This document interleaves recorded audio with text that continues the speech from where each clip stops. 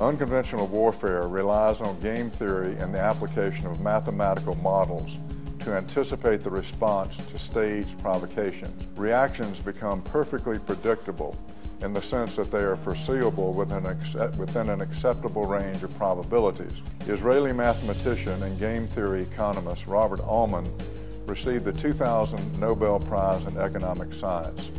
Co-founder of the Center for Rationality at Hebrew University, this Jerusalem resident conceded that, and I quote, "The entire school of thought that we have developed here in Israel has turned Israel into the leading authority in this field." I think it's accurate to say that America lost its control over its foreign policy quite some time ago. When the Jewish Zionist went to the Christian Zionist, Harry Truman, and persuaded him to recognize this syndicate as a legitimate nation state, that really began this. Then you had the ability to be perceived as a legitimate nation state, and I don't think it ever was. I think it's difficult to say you're going to delegitimize Israel when you realize the history of how it came into being.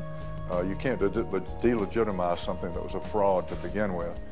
So that will sort itself out in time. The problem, of course, is that our foreign policy, this is now so embedded in our foreign policy that our policy is perceived as Israel's policy, and not without some good reason. We just went to war in the Middle East, duped by a supposed ally to go wage war in the Middle East. So this is very challenging. I mean, as an American I was in Vietnam, as an American looking back and saying, oh my gosh, how long has this been ongoing? This is not a modern phenomenon, and it's certainly not a new phenomenon. And the war in Iraq is not the first time we've been induced to do something that was against our interest. But if you go back to the common source of this, which is what we're trying to get people to see in this series of books, I think you'll find it all traces to a common source.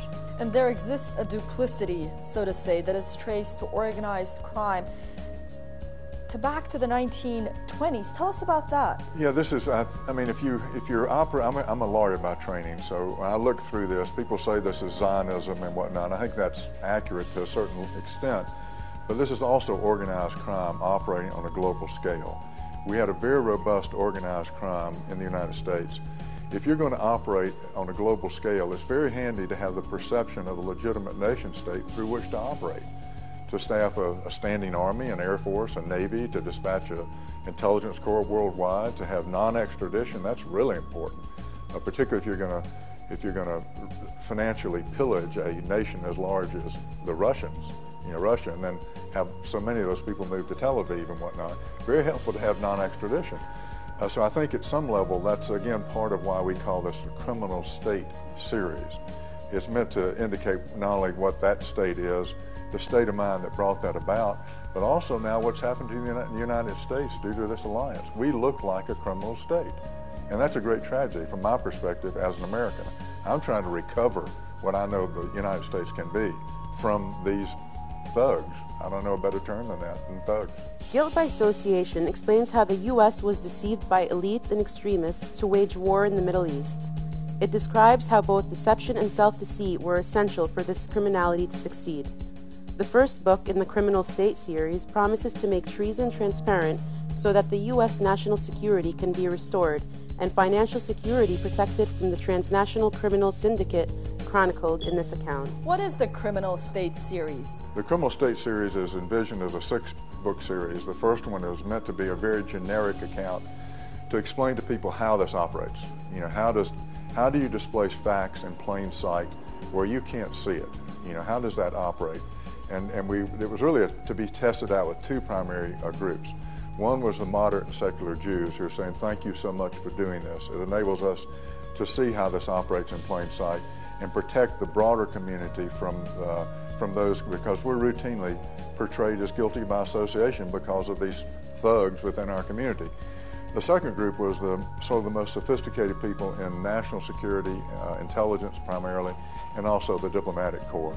And they're coming to us saying, thank you, again, thank you for doing this. It's a generic account.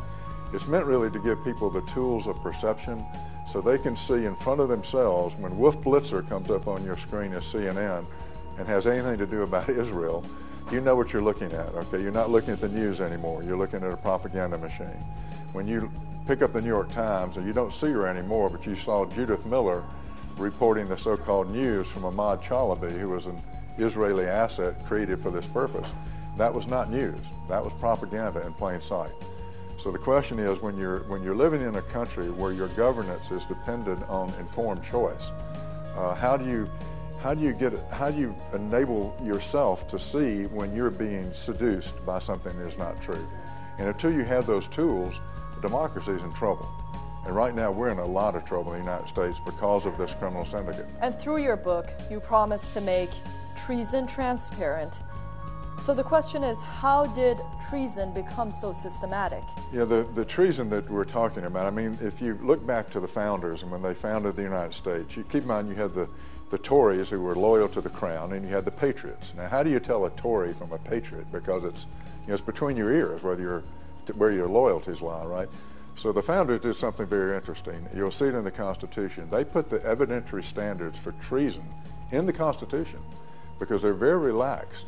He said, if you're found to be adhering to an enemy or giving an enemy aid and comfort, that's a very relaxed standard from a legal perspective.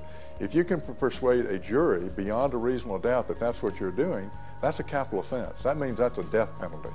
Now the problem, of course, is most people have as a perception that Israel and the state is a friend of ours and an ally, when the facts, and I think if you'll see the facts in guilt by association, say something very different. This is an enemy within. It's embedded inside our government.